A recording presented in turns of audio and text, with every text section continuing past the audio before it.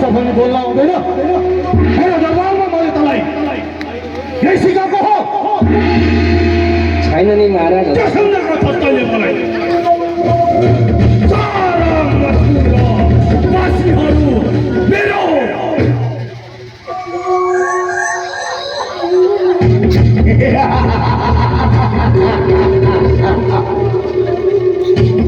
यातनालाई भयभीत भएका छन् भन्ने कुरा तिमीहरूले बिर्सेछौ जस्तो लाग्छ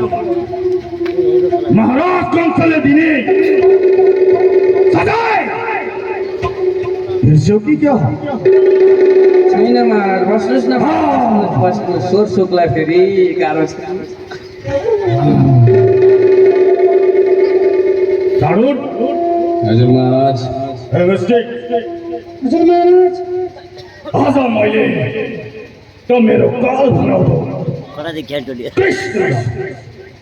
कृष्णलाई लिन पर्यो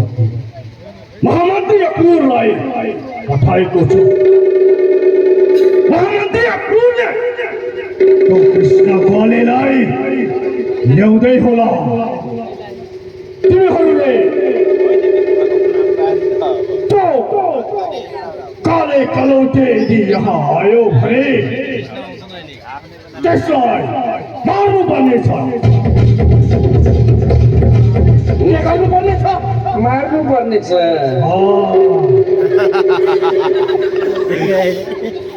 मार्ने भनेको होइन होइन होइन महाराज हजुरलाई हुन्छ जो कृष्ण काले कलौटे मेरो काल भन्नेलाई हजुरको भान्जा महाराज कान नहुनुहोस् भान्जा हे मुस्टिक हजुर महाराज अर्डर मात्रै मान्ने सुझाव सल्लाह दिने होइन बुझिस् जुवाङ महाराज बस्नुहोस् महाराज बस्नुहोस् त मेरो काल भनाउँदो आयो भने त्यसलाई तिमीहरूले बल्ने युद्धको बहानामा झल्कारेर यही क्रीडास्थलमा मार्नु पर्नेछ जाडुन र मुस्टिक कति शक्तिशाली छन् भन्ने कुरा त्यो बालकलाई देख त्यसैले ए जाडुन मुस्टिक जाऊ जाडुन आज मलाई रानीको बडो जाऊ हुन्छ महाराज अस्थिर प्राप्तिलाई लिएर हजुरको जो आज्ञा महाराज ए मुस्टिक यहीँ छु महाराज नडराउनुहोस् यहीँ छु महाराज अलिकति साहस गर हस् महाराज घाँटीमा